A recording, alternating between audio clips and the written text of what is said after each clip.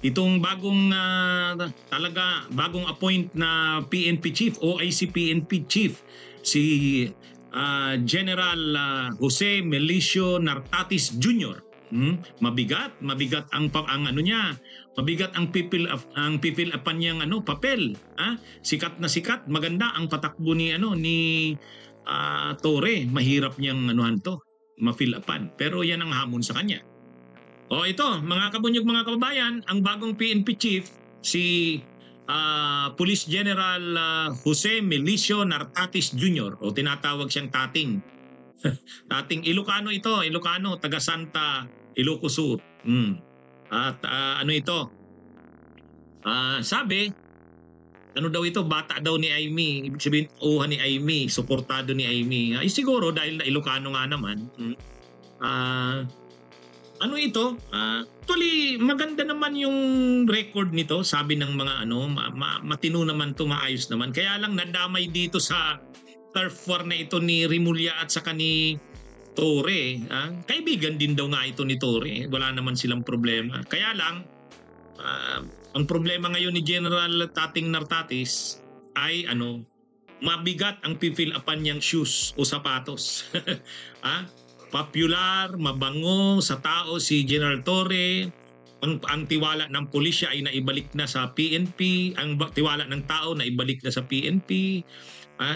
Kumbaga maganda ang imahen ngayon ng PNP. Yung mga programa ni Torre nagustuhan ng mga tao. May tiwala ang mga tao sa hustisya natin ngayon. Kumbaga, yan yung yan yung fill upan na sapatos. Mahirap mag-fill up ng shoes na iniwan ni Torre. Sa totoo lang. Yan ang problema ni Nartatis. Yan ang problema niya dyan. Ang isa pang problema niya, yung respeto sa kanya ng mga kapulisan. Kasi hanggang ngayon, ang 4-star pa rin si General Torre. Hanggat hindi nagre-retire si General Torre or nagre-resign, ang 4-star general pa din si General Torre. Siya 3-star general. Dahil 3-star general siya, OIC PNP chief siya. Pag OIC PNP chief ka, hindi ka makakapag-appoint ng mga posisyon sa gobyerno. Kahit janitor, hindi mo pwedeng hindi mo pwedeng permahan ang appointment nila. OIC ka officer in charge ka Yun ang mabigat. Yun ang mabigat ng kalagayan ni General Tating Nartatis. Kasi nga, una, ang papalitan niya ay sa tao, napaka-charismatic, sa tao, gusto ng tao na manatiling PNP chief, tapos bigla niyan papalitan niya. Bagamat maraming nagsasabi, matino naman ito, okay naman ito si General Tating Nartatis. Pero yun nga, nadamay na siya dyan sa yan.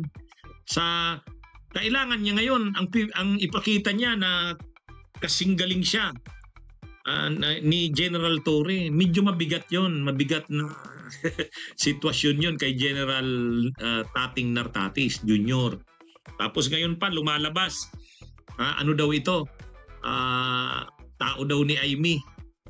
Pero hindi naman siguro, siguro close lang sila ni Amy kasi Ilocana si Amy, Ilocano rin ito. Nga Santa Ilocos Sur. Pero ang mabigat lang kasi dito, nadamay nga siya sa turf war ni Ang masaklap kasi dyan, ang mabigat kasi dyan, siya yung dahilan bakit natanggal si General Torre. Bakit siya? Ay di ba, second in command itong si Nartatis. Second in command, deputy chief PNP. Pag upo ni Torre, linagay siya sa area command ng Mindanao, Western Mindanao. Nakalagay doon na area commander si General Banac. Kinuha ni Torre si General Banac, linagay sa PNP bilang kapalit ni Nartatis. Tapos si Nartatis dinala sa Mindanao. So yun yung issue doon. Yun yung hindi nagustuhan ni Rimulya at saka ng Napolcom. Bakit daw nag-reshuffle si Torre nang hindi pinaalam sa kanila? Dapat na humingi muna ng approval nila si General Torre. Pero si Tating hindi naman nagsasalita.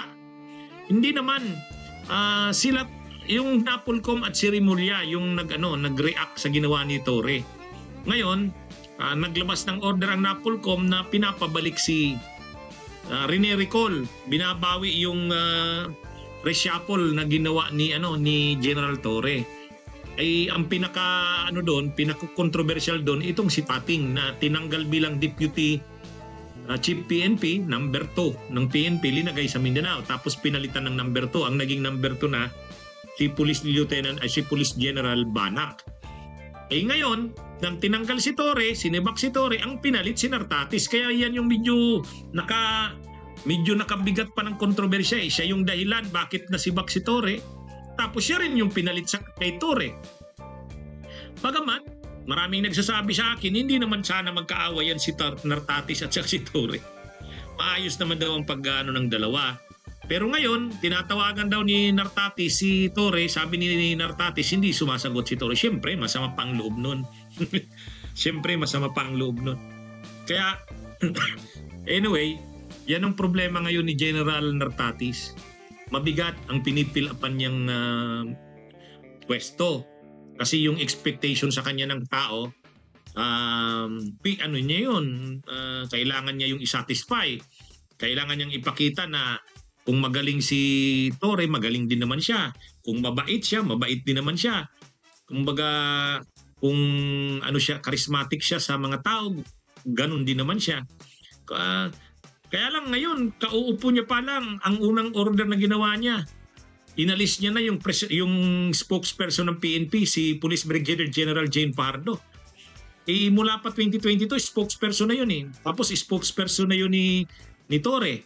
Laging nakikita yan. Pag may mga balita tungkol sa PNP, may mga tanong, yan, si Police Brigadier General Jane Pardo ang spokesperson. Ngayon, inalis ni Tating Nartatis. Sabi niya, wala.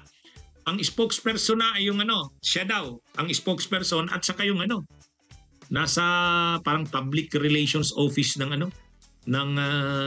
PNP. Hindi daw kailangan magkaroon pa ng separate na spokesperson.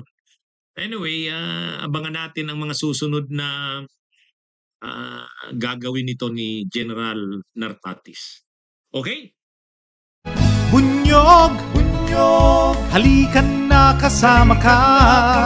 Bunyog, kapag buklod ay may pag-asa. Luzon, Visayas, Mindanao, isa ang pananaw. Sa bagong Pilipinas ang bunyog isisigaw. Bunyog, bunyog.